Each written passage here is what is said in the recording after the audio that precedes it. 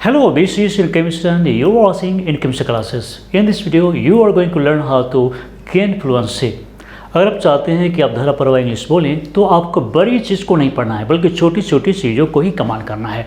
जैसा कि आप जानते हैं कि practice makes man perfect. Practice तो करना है, सभी जानते हैं, लेकिन किस चीज़ का प्रैक्टिस करें। अगर मान लीजिए कि अंदर बिल्कुल खोखला है, कुछ जानते ही नहीं हैं, बेसिक कंसेप्ट क्लियर नहीं है ग्रामर का, तो फिर हम किन चीज़ों का प्रैक्टिस करें।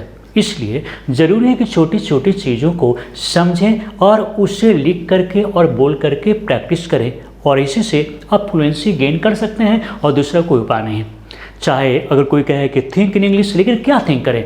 अगर मान लीजिए कि हम कुछ जानते ही नहीं है कि सेंटेंस स्ट्रक्चर क्या है, तो किस चीज़ को सोचें और कैसे हम स्ट्रक्चर बनाएंगे। तो ज़रूरी है कि सबसे पहले बेसिक चीज़ों को समझें। तो आज हम सिखाएंगे कि हु और होम के साथ में प्रीपोजिशन का यूज़ करके या फिर अदर वर्ड का यूज़ करके हम किस तरह से एक सेंटेंस को क्रिएट कर सकते हैं। जैसे यहाँ पर आप देखेंगे कि आज मेरे साथ कौन कौन चल रहा है, बिल्कुल कॉमन सेंटेंस है क्योंकि हम लोग ऐसा बोलते हैं, यूज़ करते हैं। उसके बाद देखेंगे आप किसे देख रहे हैं या फिर आप किसके यहाँ जा रहे हैं, आप किसके लिए कमाते हैं, तुम किसके बारे में बात कर रहे हो, वह किसके साथ जा रही है या फिर वह किसके खिलाफ बोल रही है, यह पुस्तक किसके द्वारा लिखी गई है या फिर आप किसके जैसा दिखते हैं। ये सब सेंटेंस हम सभी मॉर्निंग टू इवनिंग बोलने में यूज़ करते हैं।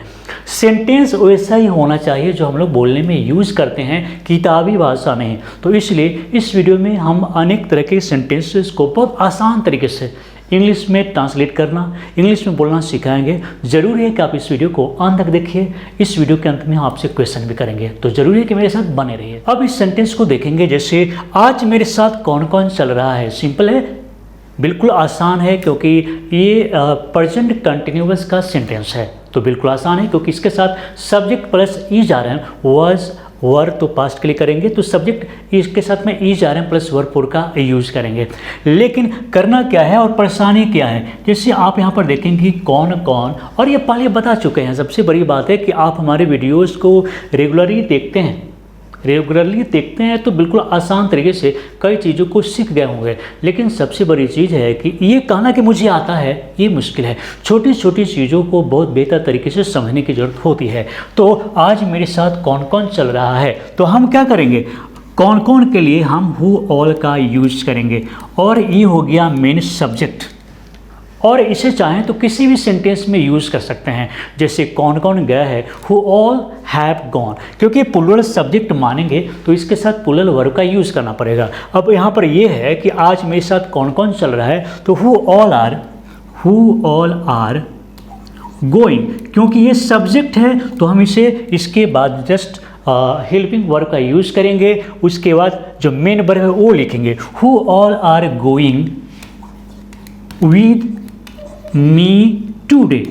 आज मेरे साथ कौन कौन चल रहा है, कौन कौन जा रहा है। मान लीजिए कहीं पर घूमने जाना है तो हम लोग बोलते हैं कि आज मेरे साथ कौन कौन चल रहा है, who all are going with me today. कितना आसान है, कितना बेहतर है। अगर इस सेंटेंस को जुबान पर रखते हैं तो हमेशा इसे बोलने में यूज़ कर सकते हैं कि आज मेरे साथ कौन कौन चल रहा है। सेंटेंस के अंदर में आप देखेंगे कि प्रीपोजिशन छिपा हुआ रहता है। जैसे आप किसे देख रहे हैं, इसका मतलब है कि किस व्यक्ति पर देख रहे हैं, तो इसमें हम ऐट का प्रयोग करेंगे हु के साथ में। तो आप किसे देख रहे हैं, कैसे होगा, चलिए इसे दो तरीके से बनाकर बताएंगे, और दोनों में से जो आपको आसान लगे उसी का यूज़ बोलने और लिखने में कर सकते हैं। जैसे मान लीजिए कि आप किसे देख रहे हैं, तो सबसे पहला क्या है, जो सबसे कॉमन है, तो हु आर यू, और इसके बाद हम यूज़ करेंगे looking at. Who are you looking at, आप किसे देख रहे हैं या फिर आप किस पर देख रहे हैं। लेकिन आप इसे होम का यूज़ करके भी बना सकते हैं, वो भी हम लिखेंगे। ये बिल्कुल आसान बोलने में तो ज़रूर लगेगा, जैसे एट होम, और उसके बाद यहाँ पर हेल्पिंग वर्ब का यूज़ करेंगे, तो at whom are you looking. आप किसे देख रहे हैं, ये आप इस तरह से भी बोल सकते हैं जो आपको आसान लगे। लेकिन सबसे बड़ी बात है कि हु का प्रयोग स्पोकन में ज़्यादा बोली जाती है, बिल्कुल कंफर्टेबल भी है। जैसे who are you looking at, आप किसे देख रहे हैं। और अगर शुरुआती दौर में है तो एट होम ये आसान हो जाता है, क्योंकि किस पर यानी किस व्यक्ति पर, इसके अंदर छिपा हुआ है कि आप किससे देख रहे हैं, किस पर देख रहे हैं। तो at whom are you looking, ये हिंदी के अनुसार देखा जाए तो आसान जैसा लगता है, लेकिन कॉमन ये इंग्लिश में हु का प्रयोग अधिक होता है।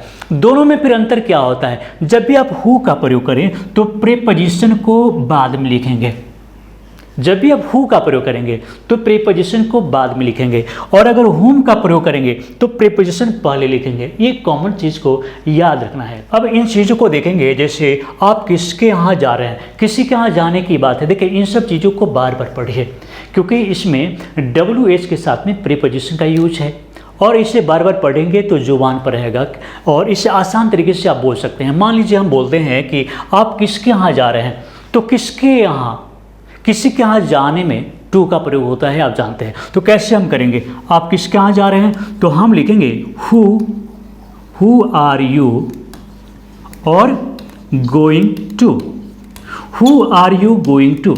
लेकिन वही अगर होम का प्रयोग करना है तो जैसा कि आपको बता चुके हैं कि टू का प्रयोग पहले करेंगे, तो हम क्या लिखेंगे, टू होम और आर यू गोइंग, और ये हो गया बिल्कुल आसान तरीका। चलिए, लेकिन who are you going to बोलना और अच्छा लगता है कि आप किसके यहाँ जा रहे हैं, who are you going to. अगर मान लीजिए कि वे लोग किसके यहाँ जा रहे हैं, who are they going to, वह किसके यहाँ जा रहा है, who is he going to. बिल्कुल आसान है, अच्छा तरीका है, लेकिन तरीका को क्या मतलब, इसे प्रैक्टिस करना पड़ेगा। Who are you going to, who is she going to, who are they going to, इस तरह से प्रैक्टिस करना है। नेक्स्ट सेंटेंस है कि आप किसके लिए काम करते हैं, आप किसके लिए काम करते हैं, किसके लिए कमाते हैं, किसके लिए कमाते हैं। तो फिर क्या करना होगा, किसके लिए के लिए हम हु के साथ में फॉर का यूज़ करेंगे। तो कैसे होगा, टेंस को तो समझना ही है। मान लीजिए कि अगर आप नहीं जानते हैं कि किस टेंस का है तो कैसे होगा, ये सिंपल प्रेजेंट का है और डू डैश का प्रयोग होगा इंटरोगेटिव सेंटेंस में। तो आप किसके लिए कमाते हैं, who do you earn for, who do you earn for, आप किसके लिए कमाते हैं। और हु का प्रयोग है तो प्रीपोजिशन बाद में होगा, बिल्कुल। और अगर वही हम चाहें तो क्या करेंगे, हम लिखेंगे फॉर होम और do you earn, for home do you earn, आप किसके लिए कमाते हैं। और ये दोनों बोल सकते हैं, कोई एक आपको यूज़ करना है, हु का प्रयोग अच्छा रहेगा। अब इससे देखेंगे, जैसे यहाँ पर तुम किसके बारे में बातें कर रहे हो, तुम किसके बारे में बातें कर रहे हो, तो स्वाभाविक है कि हु के साथ में अबाउट का यूज़ करेंगे। कैसे करेंगे हम देख लेते हैं, जैसे who are you talking about, who are you talking about, आप किसके बारे में बातें कर रहे हैं, आप किसके बारे में बातें कर रहे हैं। लेकिन अब आपको बनाना है हुम का प्रयोग करके, तो हम क्या करेंगे, अबाउट को पहले लिखेंगे, अबाउट whom, और यहाँ पर क्या करेंगे, आर यू टॉकिंग। और ये भी बिल्कुल आसान है, कैसे बोलेंगे, about whom are you talking, या फिर who are you talking about, इसे बोलिए, बोलकर प्रैक्टिस कीजिए। अगर ऐसा नहीं करते हैं, सामने वाले को पूछना है कि आप किसके बारे में बात कर रहे हैं, या तुम किसके बारे में बात कर रहे हो।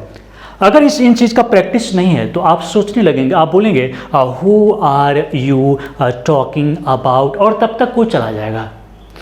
तो इसलिए हम सोचने में ज़्यादा टाइम नहीं लगाएंगे। और ये कैसे टाइम कम कैसे लगेगा, जब आप प्रैक्टिस करेंगे तब। तो who are you talking about, तो इस सेंटेंस को देखेंगे, जैसे वह किसके साथ जा रही है, किसी के बारे में बात करना है कि वह किसके साथ जा रही है। तो यहाँ पर क्या करेंगे, देखेंगे कि विद का प्रयोग हु के साथ में होगा। कैसे होगा, जैसे हम लिखेंगे हु, और प्रेजेंट कंटिन्यूअस का सेंटेंस है, who is she going with, who is she going with, वह किसके साथ जा रही है। अब आपको होम के साथ में बनाना है, तो हम क्या करेंगे, हम लिखेंगे with whom is she going, with whom is she going, वह किसके साथ जा रही है। तो दोनों तरीके से बना सकते हैं, एक का यूज़ करेंगे कोई भी कर सकते हैं, जैसे which she going with, which she going with. अब इस सेंटेंस को देख लीजिए, जैसे वह किसके खिलाफ बोल रही है, वह किसके खिलाफ बोल रही है, तो स्वाभाविक है कि इसमें अगेंस्ट का प्रयोग करेंगे।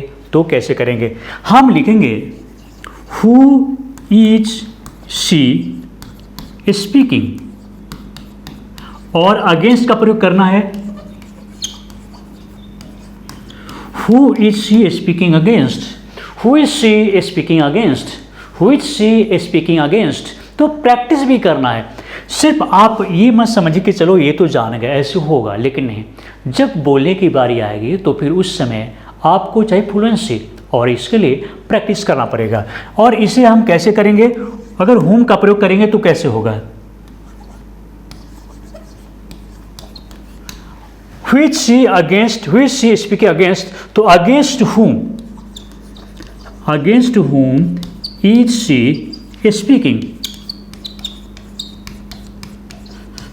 और इसे बिल्कुल आसान तरीके से बना सकते हैं, जैसे which she speaking against, against whom is she speaking, against whom is she speaking।